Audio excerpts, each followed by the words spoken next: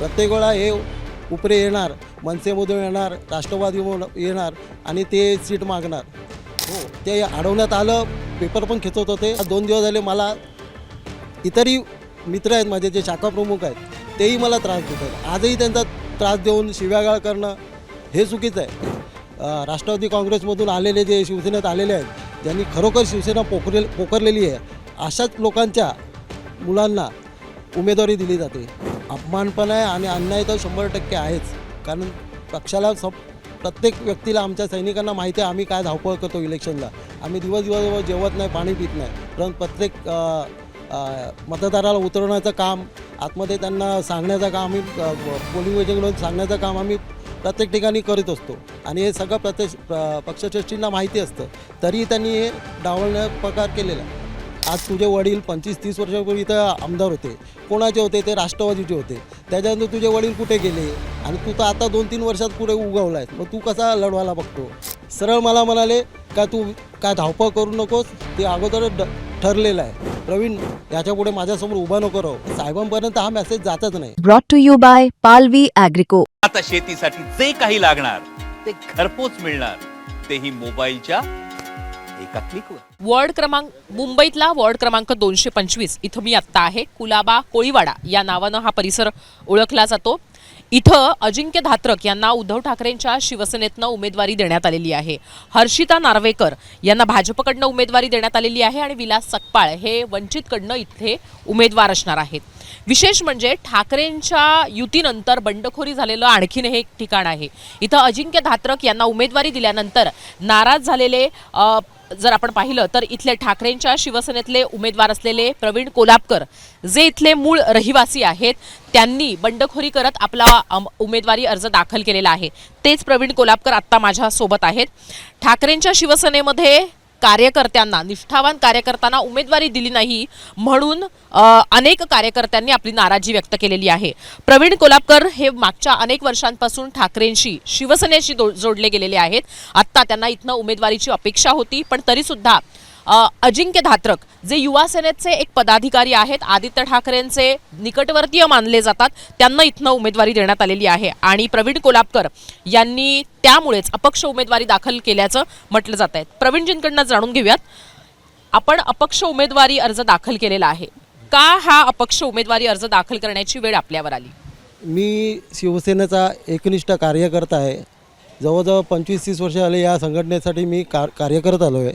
227 वॉर्डमधून मला त्यावेळेला शाखाप्रमुखपदी दिलं होतं. त्याचाही प्रामाणिकपणे मी काम केलं. तेव्हाही मला दुसऱ्या पक्षातून आलेल्याला उमेदवारी दिली, तेव्हाही डावललं गेलं. मी पक्षाबरोबर एकनिष्ठ असताना मी जवळजवळ 8 वर्ष आले पक्षाकडे एकही पदाचा हे मागितला नाही का मला हे पद द्या, ते पद द्या. यावेळेला पण मला इच्छुक होतो की मला हे पद नगरसेवकासाठी उमेदवारी मिळावी. पण झालेलं आहे आज जे राष्ट्रवादी काँग्रेसमधून आलेले जे शिवसेनेत आलेले आहेत ज्यांनी खरोखर शिवसेना पोखरलेली आहे अशाच लोकांच्या मुलांना उमेदवारी दिली जाते. अजिंक्य धात्रक हे गेले 2-3 वर्षात फक्त ह्याच्यामध्ये सेनेमध्ये काम करतात आहे.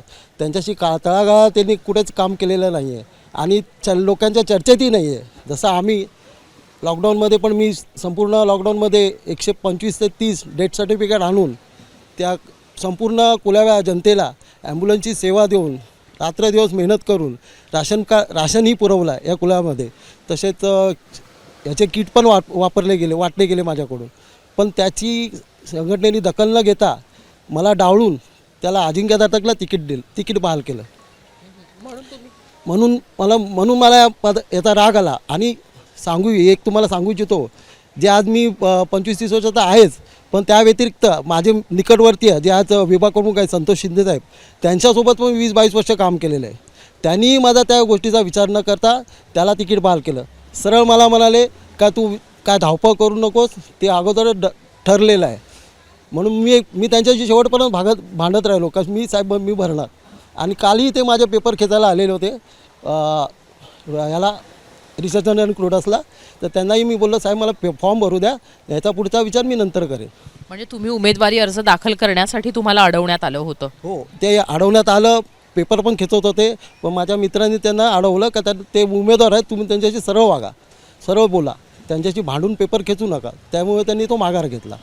पक्षातलेच जेव्हा आपल्या जवळचे सहकारी नेते अशा पद्धतीची वागणूक देतात तेव्हा कसं वाटतं? साहजिकच वाईट वाटतं, पण जे सोबत राहिलेले आहेत, वाढलेले आहेत, अनेक वर्ष संघटनेत सोबत काम केलेलं आहे, त्यांच्याकडनं म्हणजे शेजारी राहणारे, आपल्या एरियात राहणारे लोक जेव्हा असं करतात त्यावेळेसची तुमची भावना काय आहे? तुम्ही काय विचार केलात त्यावेळेस? त्यावेळेला मला खूप दुःख झालं. त्यांनी आणि मला पाठवून शब्द पण वापरला, प्रवीण आपल्या वर्षात इतका आपला मित्रता आहे, याच्यापुढे माझ्यासमोर उभा नको राहू. बोला याचा अर्थ काय आला? आज जेव्हा मी साधारण सैनिक होतो तेव्हापासून तुमच्याकडे काम करत होतो, कधी विचार नाही केला का तुम्ही मला हे पद द्या ते पद द्या. पण हे बोलणं माझ्या मनाला खूप दुखावलं गेलं आणि त्याची मी त्यांना जाणीव पण करू दिली की हे तुम्ही चुकीचं करतात म्हणून. आणि वारंवार आज 2 दिवस झाले मला इतरही मित्र आहेत माझे जे शाखा प्रमुख आहेत तेही मला त्रास देतात. आजही त्यांचा त्रास देऊन शिव्यागाळ करणं हे चुकीचं आहे. मला जास्त त्यांचा त्रास तो होतो आहे. त्रास देतात म्हणजे नेमकं काय करतात? तुम्ही म्हटलात त्याप्रमाणे शिवीगाळ देतात, पण आणखीन कशा पद्धतीचा त्रास देतात? शिवीगाळ कशा पद्धतीनं करतात? ॲक्च्युली म्हणजे मी फॉर्म भरत असताना किंवा इतर कुठले पेपर डॉक्युमेंट जमा करत असताना मला जबरदस्ती कुठे घेऊन जाणं, बसवणं, थांबवणं, फॉर्म भरायला जाऊ नये म्हणून तिथं अडवणूक करणं.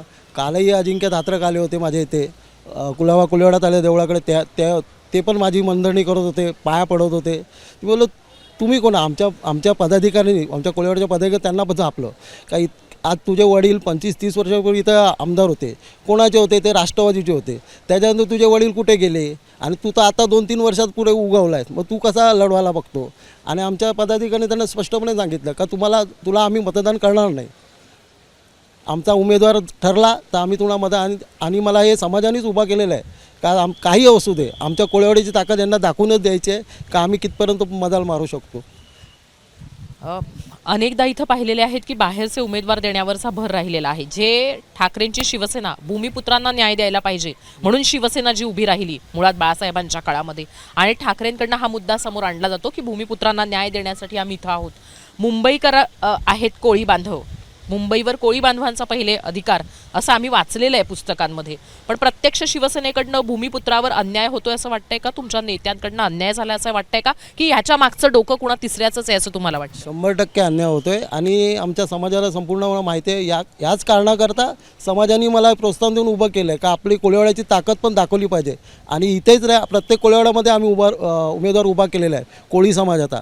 प्रत्येक वेळा हे उपरे येणार, मनसेमधून येणार, राष्ट्रवादी येणार आणि ते सीट मागणार, ते आम्हाला ते खपणार नाही. म्हणून हे आज समाजाने आम्हाला एकजूट करून आम्ही ताकद लावलेली आहे. पुन्हा एकदा थोडंसं राजकारणाकडे येऊयात. का असं तुम्हाला उमेदवारी डावलून अजिंक्य धात्रकला उमेदवारी दिली असं तुम्हाला वाटतंय? तुम्हाला याच्याबद्दलची काही कारणं सांगण्यात आली आहेत का? तुमची म्हणजे जसं तुम्ही म्हटलात त्याप्रमाणे की मला सांगितलं की तिकीट ठरलेलं आहे, काही धावपळ करू नको. निवडणुकीसाठी तुमचा उमेदवारी अर्ज, तुमच्या इंटरव्ह्यू, तुमच्या भावना समजून घेतल्या गेल्या नाहीत का नेत्यांकडनं? कोणावर इथली जबाबदारी होती? कुठल्या मोठ्या नेत्याकडनं ज्याने तुम्हाला डावललंय, दुर्लक्ष केलंय, तुमच्यापर्यंत पोहोचलाच नाही, तुम्हाला भेटला नाही, तुम्ही भेटायला वेळ मागत असून सुद्धा? आम्ही ॲक्च्युली इथे इच्छुक 4 उमेदवार होतो. विभाग प्रमुखांनी, महिला शाखा संघटनांनी त्यांनी आमची बैठक घेतली आणि त्यात आम्ही चौघांना समोर बसवलं. त्याच्यातल्या एकाने माघार घेतली का बाबा मला नको आहे म्हणून. दुसरे आमचे उमेदवार होते जयवंत नाईक, जे 8 वर्ष शाखा प्रमुख आहेत, तेही नाराज आहेत. त्यांनी लगेच तडपातडपी कालच्या दिवशी राजीनामा दिला. ॲक्च्युली आम्हाला साहेबांकडे बसून आमची हे करायची होती, पण त्यांनी ती केली नाही. त्यांनी त्यांच्यामध्ये ठरवली आणि मलाही तसं सांगण्यात आलं का तू धावपळ करू नको, काय पेपरवर्क करू नको, उमेदवार ठरलेला आहे. या भाषेत मला सरळ बोलण्यात आलं, पण आम्हाला उद्धव साहेबांकडे कधीच बसवलं नाही. हे तुम्हाला सांगणारे कोण होते की तुम्ही धावपळ करू नका, उमेदवार ठरलेला आहे? प्रत्यक्ष भेटून सांगितलं, फोनवरनं सांगितलं, कुणा थ्रू मेसेज पाठवला, कधी सांगण्यात आलं? ही येत्या 2-4 दिवसातच स्वतः विभाग प्रमुख संतोष शिंदे साहेब बोलत होते, इथले शाखा संघटक आहेत संतोषवीर बोलत होते का धावू नको, त्याचं झालेलं आहे सगळं, हे आहे ते आहे. हे प्रत्यक्ष हे लोकच सांगत होते.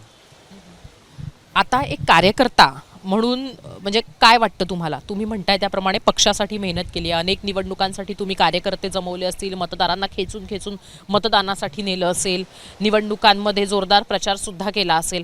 काय वाटतं कार्यकर्ता म्हणून झालेला हा अन्याय आहे की हा अपमान आहे? अपमान पण आहे आणि अन्याय तर 100% आहेच. कारण पक्षाला प्रत्येक व्यक्तीला, आमच्या सैनिकांना माहिती आहे आम्ही काय धावपळ करतो इलेक्शनला. आम्ही दिवस जेवत नाही, पाणी पित नाही, परंतु प्रत्येक मतदाराला उतरवण्याचं काम, आतमध्ये त्यांना सांगण्याचं काम, आम्ही पोलिंग एजंटकडून सांगण्याचं काम आम्ही प्रत्येक ठिकाणी करीत असतो आणि हे सगळं पक्षश्रेष्ठींना माहिती असतं, तरी त्यांनी हे डावलण्याचा प्रकार केलेला आहे. इथली जबाबदारी कोणावर होती ठाकरेंच्या शिवसेनेकडनं, आणि त्याने विचारलं नव्हतं का की परस्परच तिथं मातोश्रीवर सगळं ठरलेलं होतं? ते तुम्हाला सांगतो ना, आम्ही 4 उमेदवार होतो ना, त्यातले त्यांनी जिम्मेदारी घेतलेली. उपविभाग विकास मयेकरजी होते, महिला शाखा संघटिका होत्या, संतोष शिंदे साहेब होते. त्यांनी फक्त तेवढ्यापुरतीच चर्चा केली 10 मिनिटाची, त्याच्या व्यतिरिक्त कोणतीच चर्चा केलेली नाही आणि साहेबांपर्यंत हा मेसेज जातच नाही मुळात. तो इथल्या इथेच दाबला गेला जातो आणि मग पाठवून मग त्याला उमेदवारी रात्री 2:30 वाजता तिकीट AB फॉर्म दिला गेला आम्हाला न कळवता. आता कशा पद्धतीनं तुमचा हे निवडणुकीसाठीचा लढा असेल? यश अपयश, कारण मोठे पक्ष आहेत सगळे निवडणुकीमध्ये, तुम्ही एक कार्यकर्ता आहे, कार्यकर्त्याची ताकद दाखवण्याची ही वेळ असली तरी सुद्धा मोठा पक्ष सोबत नाहीये, त्यामुळे आव्हानात्मक राहू शकते हा लढा. काय म्हणून निवडणुकीच्या रिंगणामध्ये उतरलेला आहेत? म्हणजे युद्ध करत असताना जिंकणार की हरणार, जिवंत राहणार की मरणार याचा विचार नसतो करायचं, युद्धात उतरायचं असतं आणि लढायचं असतं. निवडणूक ही तशीच असते. पण तुम्ही कार्यकर्ता म्हणून कसा विचार करताय? तुमची स्वतःची रणनीती ठरलेली आहे का याच्यासाठी? कारण तुम्ही अनेक वर्षांपासून प्रयत्न पण करत असाल. युद्धात हारजीत होत असते, तसंच या इलेक्शनमध्ये पण हारजीत होणार. मी सांगत नाही का मी जिंकून येणार, पण माझ्या समाजावरती, आमच्या कोळीवाड्यावरती मला 100% भरोसा आहे का ते माझ्या एकनिष्ठ पाठीशी राहून मला माझ्या मतदारासाठी ते उतरवायला पूर्ण प्रयत्न ताकद लावतील. ते फक्त ते विचार करत का ते आम्ही फक्त कोळीवाड्यापुरतीच आहोत. पण मी शाखामुख असताना बाकीच्या पूर्ण विभागामध्ये फिरलेलो आहे, जसं GT कामा सगळीकडे फिरलेलो आहे. माझी तिथं मित्रता जोड आहे, माझी चर्चगेट साईडला पण जोड आहे माझी. हे फक्त मी कुलाव्यापुरती नाही, पण माझा समाज माझ्या एकनिष्ठ पाठीशी आहे आणि मी ताकद लावून सांगू शकतो का जास्तीत जास्त मतदान काढण्याचा मी प्रयत्न करेन. निवडणुकांच्या मध्ये कार्यकर्ता फार महत्त्वाचा असतो. मोठे नेते, बडे सगळे नेते सांगतायत ते म्हणजे की ही निवडणूक कार्यकर्त्याची आहे. पण पुन्हा एक कार्यकर्ता दुखावला गेलेला आहे आणि विशेष म्हणजे भूमिपुत्रांना न्याय देण्यासाठी जी शिवसेना उभी राहिलेली आहे त्या शिवसेनेतला आणखीन एक भूमिपुत्र दुखावला गेलेला आहे. त्यांनी असं म्हटलेलं आहे की जिंकण्याचा आणि हरण्याचा मी विचार नाही करत, पण पूर्ण ताकदीनं मी या निवडणुकीमध्ये उतरवणार आहे. एक एक मत महत्त्वाचं असताना अशा पद्धतीची नाराजी ही ठाकरेंना फटका देऊन जाते का, इतर पक्षांसाठी फायद्याची ठरते का, हे आपल्याला निवडणुकीच्या निकालाच्या दिवशी कळणार आहे. कॅमेरामन मंदारसह मी हर्षदा परब, मुंबई तकसाठी.